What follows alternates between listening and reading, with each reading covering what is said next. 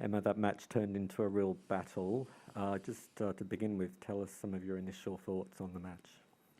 Yeah, it was a difficult match. I was struggling with my hand, and before the match, there were some people in my team that, maybe didn't want me to play, but I wanted to go out there and fight through it, see how far I could get. But I thought it was a pretty good learning experience for me. I discovered tools about myself and my game that I didn't know I had before. So, I can take some positives even from this match. Okay, we'll go to questions in the room. Please raise your hand. Catherine? Emma, bad luck tonight. In terms of the things you learned about yourself tonight, could you tell us a bit more about what those were, and in particular, was the slice forehand something you had worked on particularly before tonight's match? I think anyone that knows me knows I do not hit slice forehands. Probably hit more in that match than I have in 2-3 years. So that was definitely one thing I learned. It was that my slice forehand is not so bad, and I have some sort of hand skills, and that was a positive surprise, I would say, for myself.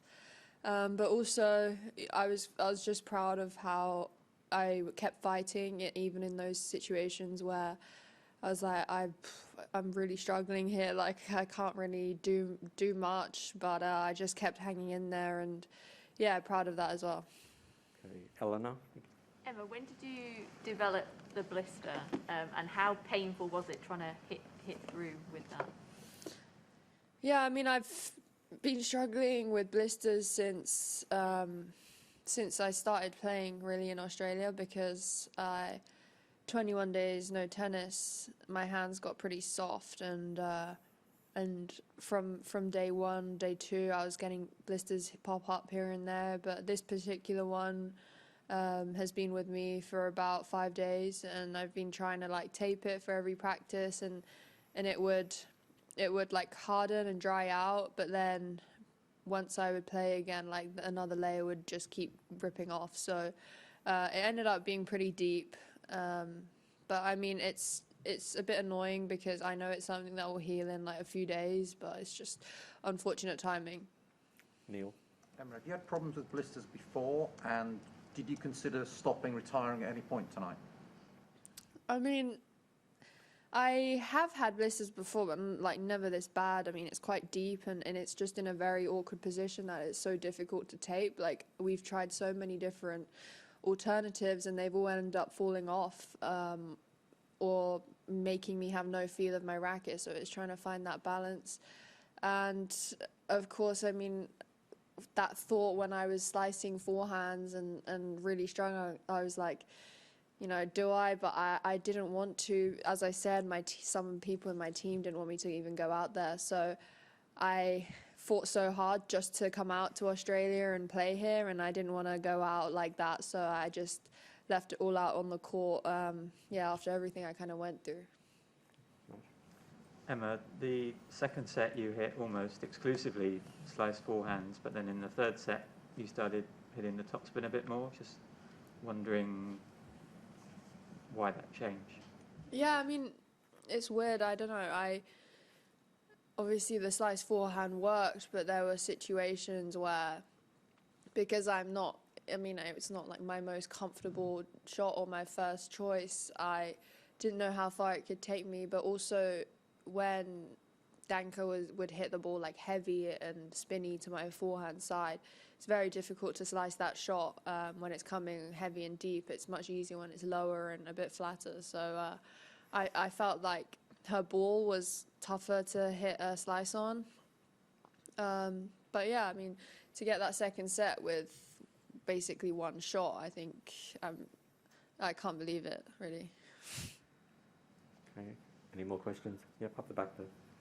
Emma, just for the benefit of laymen at home or whatever who don't understand what is so important about a blister to a tennis player, and just think, oh, it's a little thing, why can't they just get on with it, why can't they play through it? Could you explain exactly what it does to a tennis player to have a blister in a position like the one today?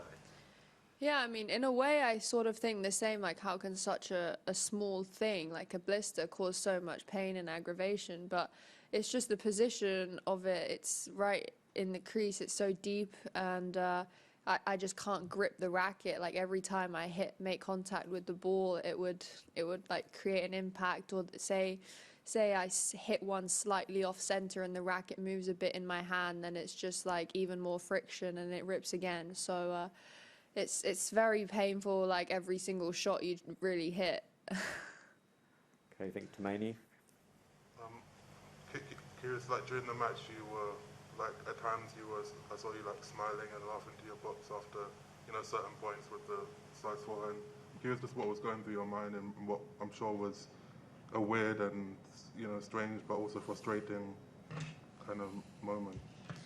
Yeah, I mean, I was obviously aware due to the situation that it could be my last time playing out on the court. I don't really expect to be winning matches with just a slice forehand. So I wanted to just enjoy it, and also just some situations or some points. I mean, it was a bit of disbelief at the shots I was pulling out or some of the rallies. So yeah, I mean, I was out there and trying my best. So I was just trying to make the most out of it, really.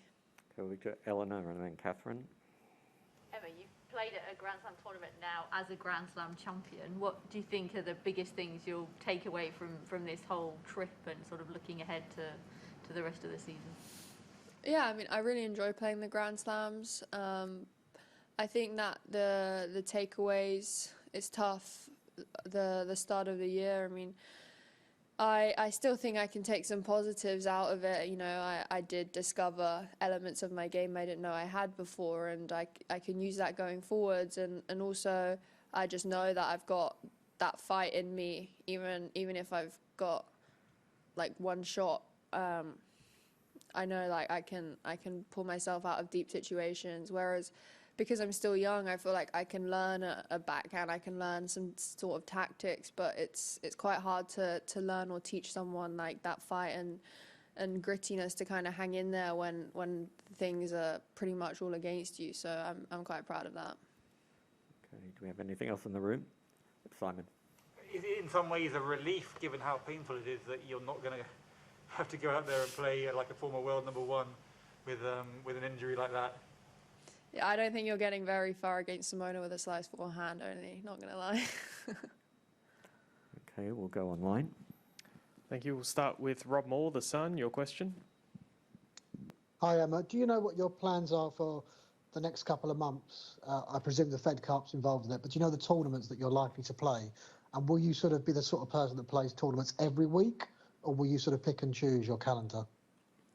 Yeah, I mean, I just kind of came off court, so I don't really know. But I know that after this, I've got a few weeks where I want to try and do as much of catch up as possible in terms of like fitness and my preseason, because I missed it actually in December. So try and do a bit of work there. There's not much time, but I mean, there's some tournaments in Mexico or the Middle East, and it's just a matter of that before Indian Wells.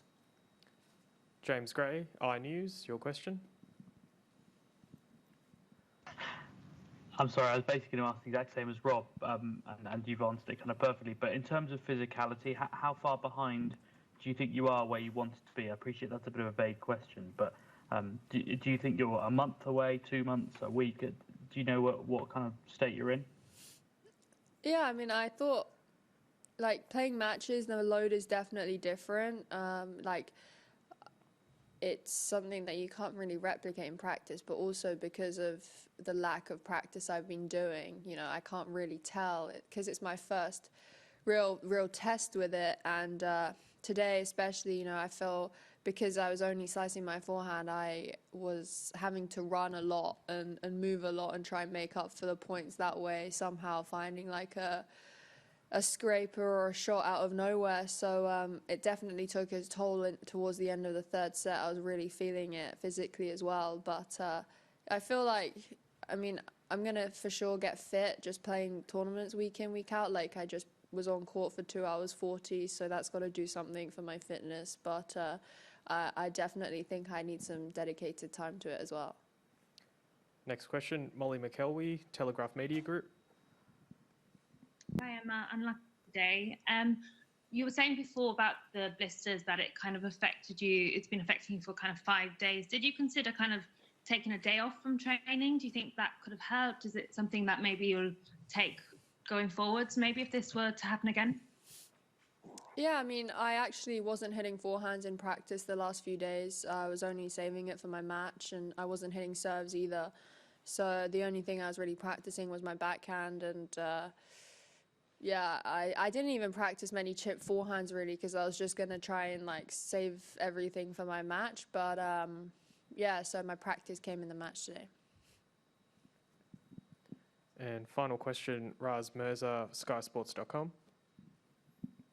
Hi, Emma. Hi. You spoke about the elements of your game. Do you think adding such a variety to your game will help you in the future?